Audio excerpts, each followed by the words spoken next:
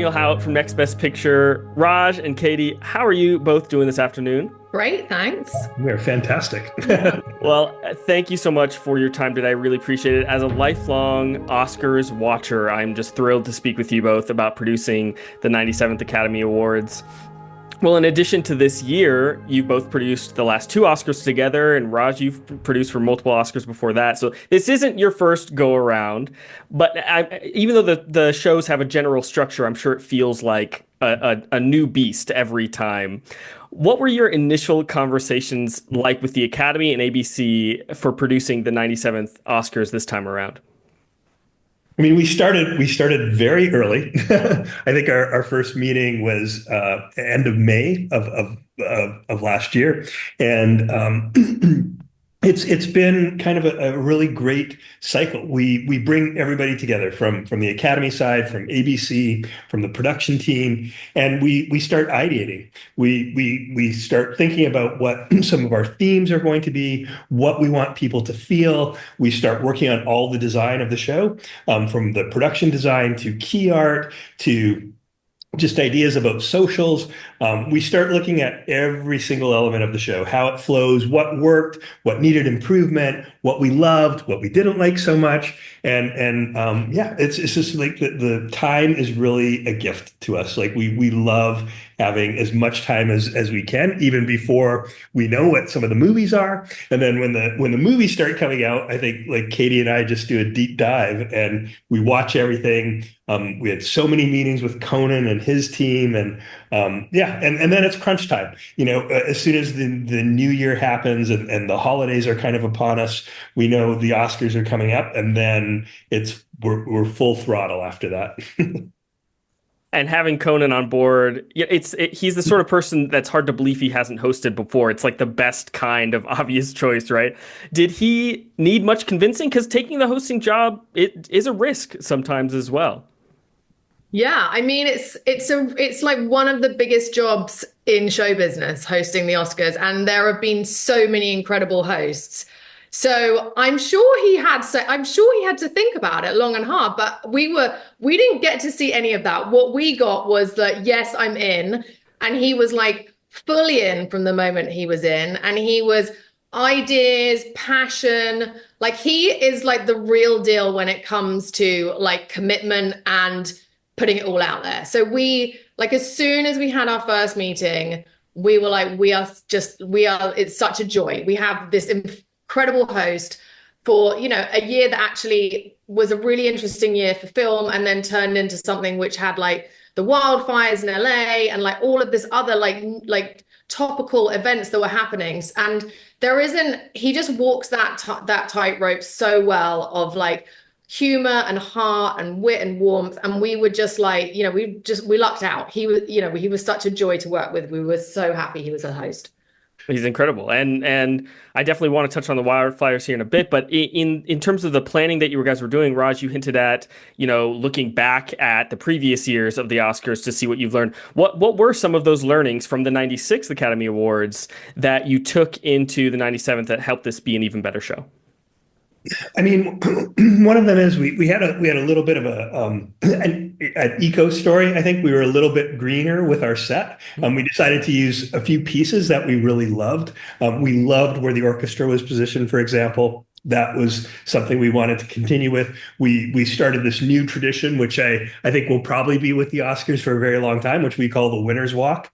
And it's just we didn't want the emotion and these winning moments to stop once people left the stage. So we wanted to be able to see them leave the stage, walk off as we're going to a commercial break or as we're going to a different segment in the show. We still wanted to see what they were feeling, because there's so much emotion and you get caught up sometimes in those words. But I think sometimes like seeing those winners of them leaving the formal stage and coming backstage has really provided like a kind of a lot of value to us. And we love that connecting point of seeing that human reaction and that emotion that can sometimes be a little raw. We absolutely adore that.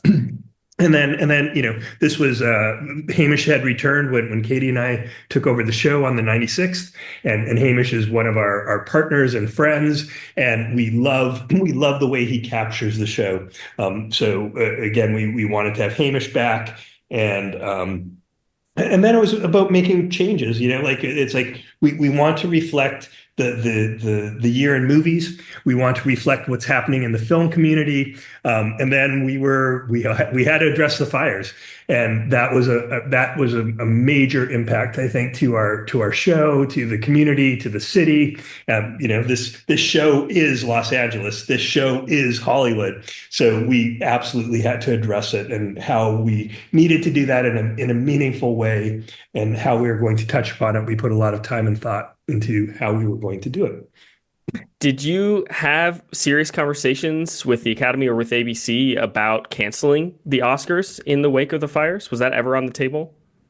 No, canceling was never really on. I mean, obviously we were monitoring it, and we had a little bit of time. Like I think Grammys being so much closer to when the fires were, at least the Oscars had a little bit more of a window. So I think we were all monitoring it, but it wasn't really ever a discussion. I think one of our main points of view was that we always wanted the show to continue. We employ so many thousands of people on this show, and all the parties and all the red carpets and all the things that make up what the Oscars actually is we are some of the fabric of Los Angeles. We are some of the fabric of Hollywood. And for us to delay the show or take away people's income and how we support this city was not necessarily like ever going to be a good thing. So I think as producers, we would always push to do that in the most respectful way. And obviously we always want to keep safety in mind. And the Academy and the LAPD and like we're involved with all of those agencies. So we'd always respect what was going on. But I think when things were more or less under control, we were very much full steam ahead. And we're so glad that you did. So once you're moving ahead, how did you come to this opening of the show to honor the wildfires with, Cynthia and Ariana and more? Go on, Raj, you should take this one because Okay. it was really All right. like came from Raj's creative mind. So we were definitely in the fires, and it was top of mind.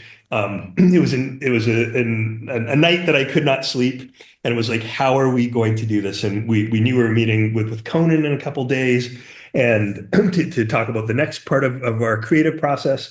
And yeah, it was just like, oh yeah, it just kind of came like it was like throughout this night I kept writing notes, and I was just like, oh, I felt like I cracked it. So it was going to be this love letter to Los Angeles. We were going to find iconic film clips that were filmed in Los Angeles that really celebrated the city, that showed these amazing locales and maybe touched on these great moments from like Pretty Woman to La La Land to, just all these moments that we could probably do in 60 seconds or so as an opening film. Talked to Michael Bearden, our music director. He composed that original score for that.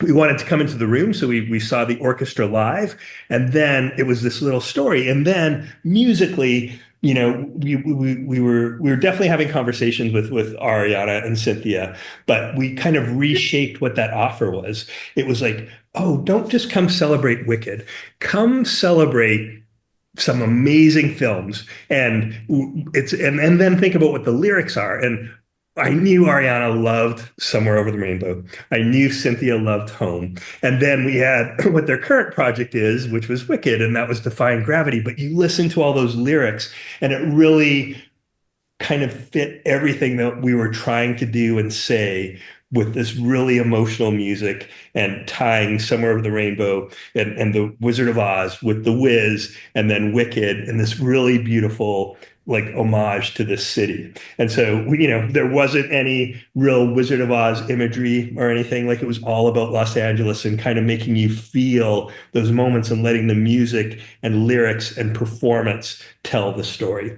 And yeah, I think we celebrated it in a really great way, and I think we brought a lot of emotion and good vibes, I think, to the show. And it's the first year we've ever had the LA Master Choral on the show, which was also a big deal. They had actually recorded that part of the soundtrack for Wicked. So to have them in that room, hearing all those voices, like it was one of those things where it's like the hair on your, arms kind of stand up because it's that good. And their vocal performances were just, I think they were exceptional. Katie and I both watched it back last night independently. It was weird, just kind of maybe prepping for some of these calls and stuff, but we both watched it back, and I think it makes you a little teary-eyed because it just has that much heart to it. So we're both really proud of it. Yeah, I mean, it's such a great way to open the show and to honor, an unavoidable situation. So I think I think it was really beautiful. Another return that I was really happy about was the return of the Fab Five style of announcing some of these nominees, and this time applied to some of the craft categories, and that just felt so honoring of these craftspeople. How did you come to applying that Fab Five structure to some of these craft categories?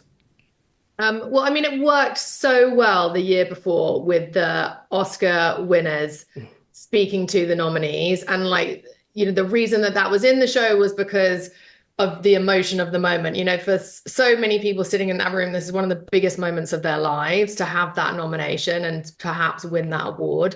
And having somebody that you look up to talk about your work, or somebody who is close to you talk about your work in that meaningful way.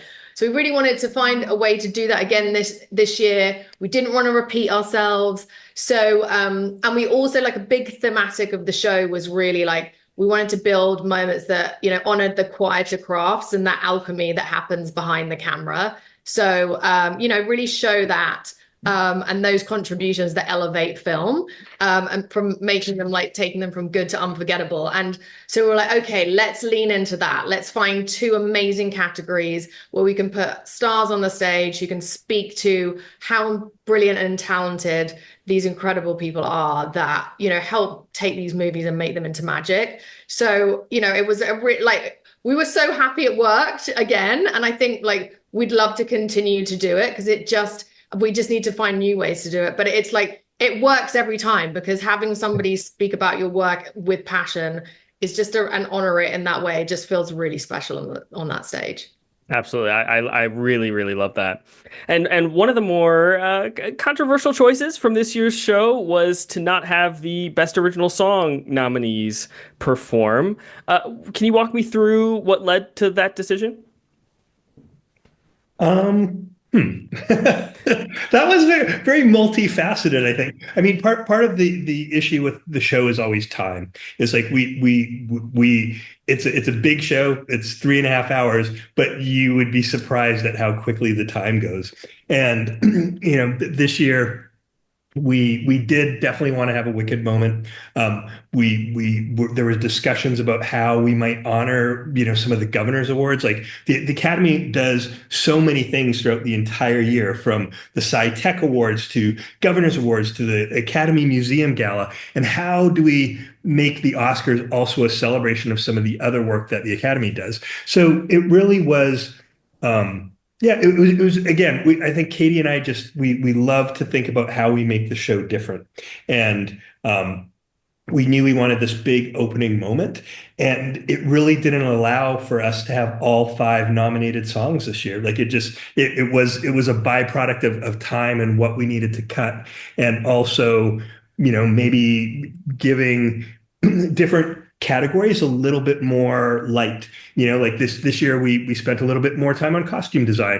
We actually did create a really beautiful package that had never been done, that focused on songwriters instead of the artists that are performing it. So it's really just about mixing things up sometimes. And I think it's always a gift to be able to try new things. And and sometimes you get criticized for it, and sometimes they're accepted very, very widely. But it's one of the joys of making television is you have to take risks and you have to try some new things. What maybe you're not gonna give me an answer to this, and that's okay. What was the decision influenced by the nominees themselves? No, the decision to not, we had pivoted from that long before that, because again, we were like, for example, Wicked would not have any songs this year, and it was such a huge musical. So we wanted to celebrate some franchises, some movies, and we just didn't want to be, we wanted to have that. I think we definitely wanted to have that moment, but the decision to not have original songs was made well before nominations were actually out. So yeah, unfortunately, like we didn't get to have some of them. We didn't get to have our Amelia Perez moment. We didn't get to have the Elton John and Brandy Carlisle moment. Like there was also things that we felt, but yeah, sometimes you make decisions and you try new things and you want to book different artists for the show. This year again, our in memoriam was a little bigger. There was so many people that we had lost, and we wanted to do that differently. So again, we had the LA Master Choral, this beautiful score by Mozart, and then we had more sound ups and a little bit more time than we've ever had before to have our in memoriam moment in the show. And then we also had the Gene Hackman thing happen. So it's like you're constantly adapting and changing. But we're really grateful to the Academy and to the ABC to let us have like some of that creative freedom. Absolutely, absolutely, and the show was absolutely wonderful, and clearly both the Academy and ABC were happy with the show. I was so pleasantly surprised by the very quick and immediate announcement that you would both return to produce next year's Oscars, and alongside Conan returning as host. I am so excited because you also have the opportunity that very few Oscar producers have, which is to present a brand new category to the Oscars next year. I'm sure you haven't even gotten started. I know it's very early days, but have you had any thoughts about how you might approach presenting a totally new category to the 98th Oscars? I mean, I think it's all in very early discussions right now. So, we're going to be meeting with the Academy soon. We're going to be meeting with ABC soon. Like, I think our first meetings are scheduled for very early in June. We've already had our postmortem. We know that eventually there's going to be a stunt category as well on the Oscars. So it's kind of exciting for us to see what other disciplines and categories are going to be included in future shows. We can't wait to see it either. Raj and Katie, that's my time. Thank you so much for talking with me about the 97th Academy Awards. Appreciate it. Thanks, Thank you Daniel. so much, Really appreciate Daniel. it. Okay. Yeah, Thank nice you to both. talk to you. Bye.